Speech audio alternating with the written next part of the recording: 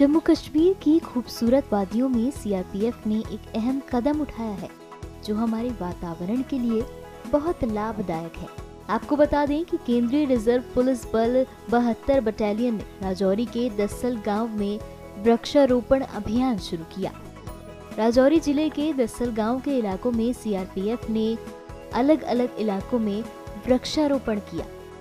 ये तस्वीरें देखिए कि किस तरह देश के जवान हमारी रक्षा करने के साथ ही हमारे पर्यावरण की रक्षा भी कर रहे हैं और राष्ट्र के लिए बहुत महत्वपूर्ण भूमिका निभा रहे हैं। आप सभी को हमारे 86वें स्थापना दिवस की शुभकामनाएं देता हूं एवं बताना चाहूँगा, सर्वप्रथम तो हमारे जो कमांडेंट महोदय हैं श्री जितेंद्र सिंह यादव, उनकी तरफ से जो कि हमारे कमांडेंट महोदय हैं 72 वाहिनी की ओर से सभी समस्त राजौरी वासियों को ये भी आश्वस्त कराना चाहेंगे। एक तो पहले शुभकामनाएं देना चाहेंगे स्थापना दिवस की। इसके अतिरिक्त हम ये आश्वस्त करना चाहते हैं कि हम ये बल राजौरी वासियों के लिए एवं देशवासियों के लिए हमेशा हर हालात में तत्पर है। ये जैसे कि आपने बताया कि आज हम वृक्षारोपण कर रहे हैं, ये हमारे जैसे स्थापना दिवस है, लेकिन हम हर स्थापना दिवस पे किसी न किसी उद्देश्य को ध्यान में रखते हुए कार्य करते हैं।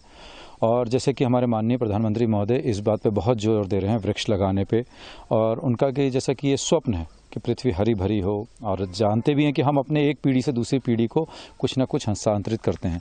यदि हम जिस रूप में आज प्रदूषण हो रहा है, जिस तरीके से हम लोग आधुनिकता के होड़ में आगे बढ़ रहे हैं लेकिन हम कहीं ना कहीं अपनी विरासत को खो रहे हैं, और ये जो वृक्षों का हम नुकसान कर रहे हैं इससे हमारे आने वाली पीढ़ी को नुकसान होगा।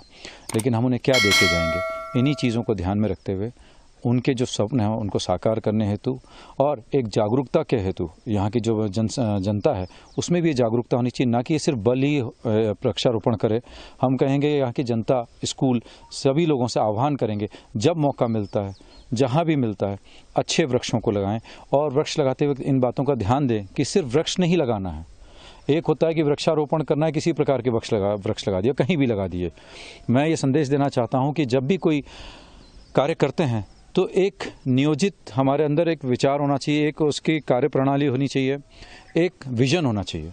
जैसे कहीं पर हम देखते हैं वायर होते हैं, इलेक्ट्रिक पोल होते हैं, बिल्कुल नज़दीक लगा। तो मैं सभी समस्त राजौरी वासियों से आह्वान करूंगा कि जब भी वृक्षारोपण करते हैं तो समस्त बातों को ध्यान में रखते हुए किन ज़मीन का कैसा उपयोग किया जाए, बाउंड्री के किनारे लगाए जाएं, किस तरीके के वृक्ष लगाए जाएं जिससे कि न सिर्फ हमें ऑक्सीजन मिले वरन हमें इससे कुछ आय की भी प्राप्ति हो सकती है।